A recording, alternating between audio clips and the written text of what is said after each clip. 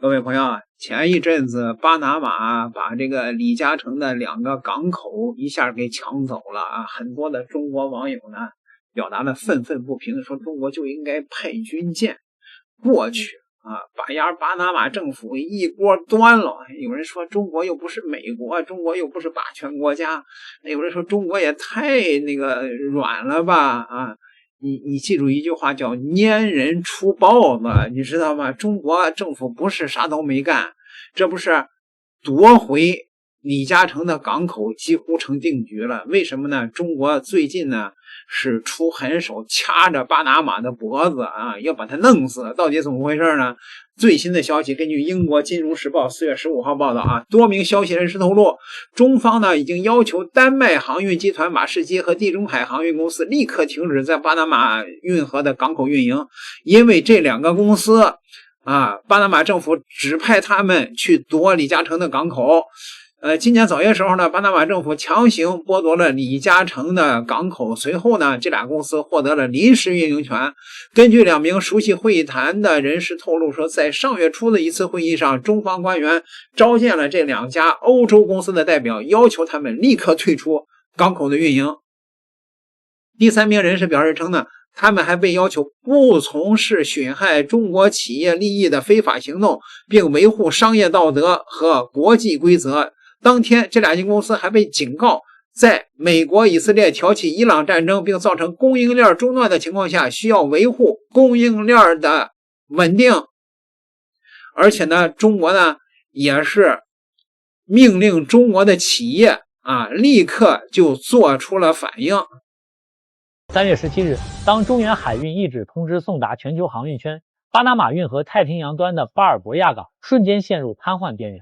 这不是一次普通的商业调整，而是一场蓄势已久的战略绝杀。故事要从2月底说起。彼时，巴拿马当局强行接管长和集团旗下的港口资产，引发了持续的反制浪潮。而在3月17日，第7轮反击正式落地，中远海运宣布即日起全面暂停在巴尔博亚港的所有航运服务，措辞斩钉截铁，所有服务意味着已确认的订仓全部取消，未放行的货物一概不再处理，甚至连空集装箱都必须退回至大西洋侧的科隆省码头。这一刀切得精准且狠，巴拿马运河事务部长伊卡萨的反应证实了这一点。他公开表示措手不及，并强调中远虽仅占该港 4% 的货量，但每一票都很重要。这并非客套，而是暴露了巴拿马经济的软肋。运河收入占其 GDP 的 7%， 贡献了全国财政的 20% 以上。中远撤出的虽是 4% 的业务，打乱的却是整个港口的运营节奏。班期稳定与作业效率是集装箱航运的生命线，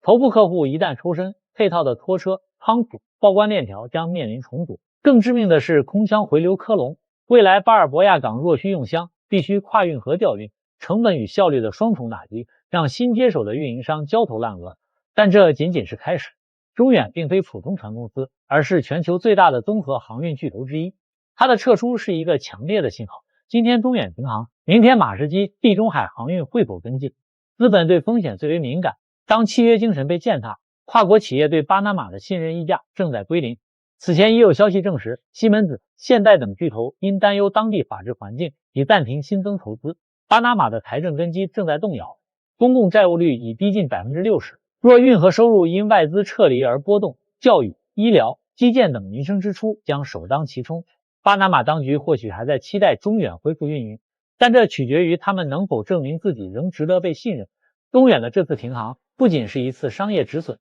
更是一次立场宣示。中国企业不是任人拿捏的软柿子，谁敢践踏规则，谁就必须承受中国企业的集体反制。这场信任危机才刚刚开始。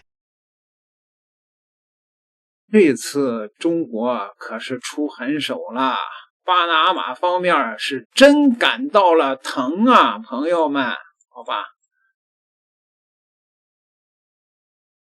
熟悉情况的人士表示，马士基和地中海航运公司辩称，他们的临时特许经营权对于保持巴拿马运河的贸易畅通至关重要，并补充说，这2家集团的高层管理人员都在同中方沟通。金融时报称呢，这些警告凸显了中方越来越愿意在其视为对中国供应链安全至关重要的领域对外国公司使用经济杠杆。此举也标志着巴拿马港口特许经营权争议的升级。美国呢一直试图加强对运河的影响力，而中方则希望捍卫中国企业在这一战略水道上的投资。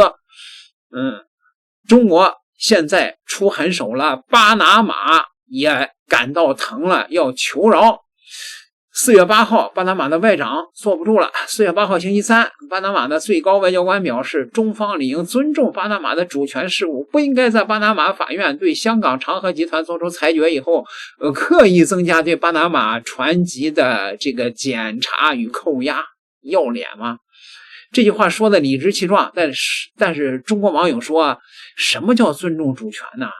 巴拿马的主权在那个没有任何协商、没有任何补偿的情况下，出动武装警察强占运营的这个港口，是你们尊重主权的表现吗？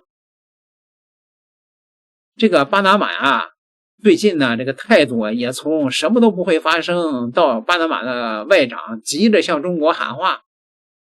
2020年2月23号，巴拿马政府未经协商，没有履行法定程序，调遣数百名武装警力、军方人员强行封锁接管了巴拿马运河的南北咽喉2个李嘉诚的港口。而且李嘉诚呢，对这2个港口投入了超过20亿美元的巨资，改造成了现代化的港口。30年20亿美元就这么被强占了，1分钱赔偿都没有。巴拿马总统当时还放了一句让人印象深刻的话，他说预计巴拿马接管港口以后，中国不会采取任何的反制措施，如果中国确实采取了反制措施，巴拿马将予以回应。多狂！朋友们，你们听听啊，这孙子多狂啊！当时好家伙，什么都不会发生，这句话是他们赌的底气。他背后有美国的国务卿卢比奥的暗示，有华盛顿的全力支持的承诺，觉得有大哥撑腰，中国只会发几份外交照会，然后就忍了。结果呢，巴拿马赌输了。中国的反制是一环扣一环，中国没有情绪化，但每一步都踩到了巴拿马的命门上，拈人出豹子呀！自3月8号起，中国的交通运输部的联合海事局依据国际海上人命安全公约、国际防止船舶造成污染公约等10余项国际公约的条款，在全国所有的沿海开放港口对巴拿马籍的船舶实施全要素穿透式的港口监督检查，检查范围涵盖了37类核心的项目，执行标准全面对标IMO 最新指南，严格按照国际规则办事儿。这个表述是关键，中方所有的动作都依据国际公约，美国想找茬都找不着把柄，只能指责说检查的频率超出了惯例。结果怎样呢？仅5个工作日内就有28艘巴拿马籍的船舶因为实质性的缺陷而被依法滞留，对吧？你找你毛病还找不着吗？3月20号，滞留的数量升至了44艘，较去年同期增长了 292%。消息迅速的在全球航运圈扩散，挂巴拿马的旗帜进中国的港口等于扣船，成为了行业新共识。半个月内，超过217艘原注册于巴拿马的商船连夜提交了变更申请，集中转向利比里亚、马绍尔群岛等替代的注册地。巴拿马苦心经营40余年的船籍服务生态，极短时间内就遭遇了结构性的塌陷。217艘商船半个月内退籍，这对巴拿马意味着什么呀？巴拿马目前登记的船舶高达7923艘，占全球商船总数的 19.3%， 每年收取的注册的费用就超过了 12.4 亿美元。该项收入常年占财政总收入了 11.7%， 是维系巴拿马国家信用评级与外汇储备的关键支柱，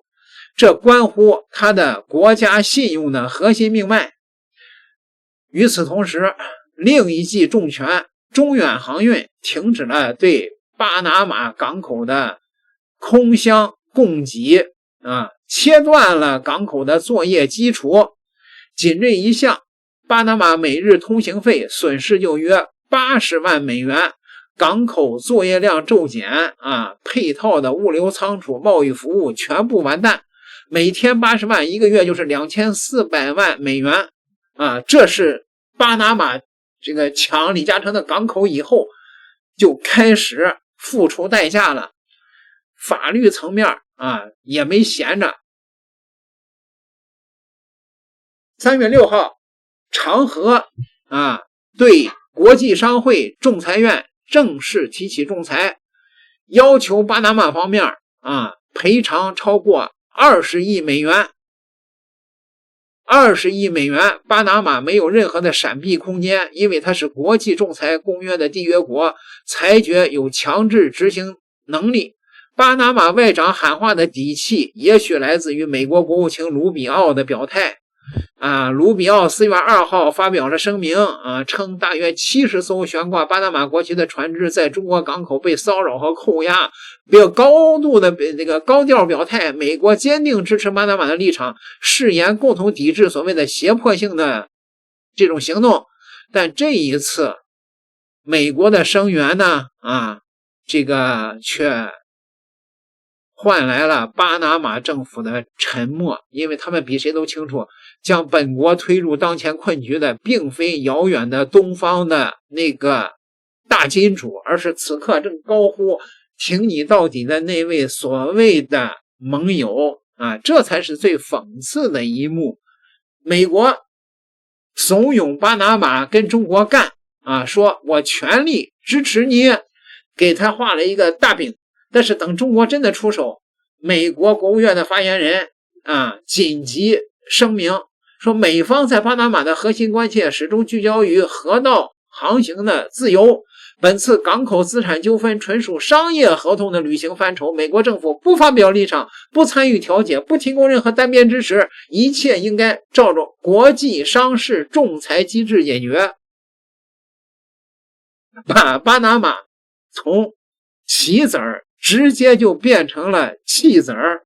现在巴拿马外长现在喊着要中国尊重他的主权了，可是巴拿马当初你们抢港口的时候尊重过中国的主权吗？小国真的就是无理辱大林，这是取死之道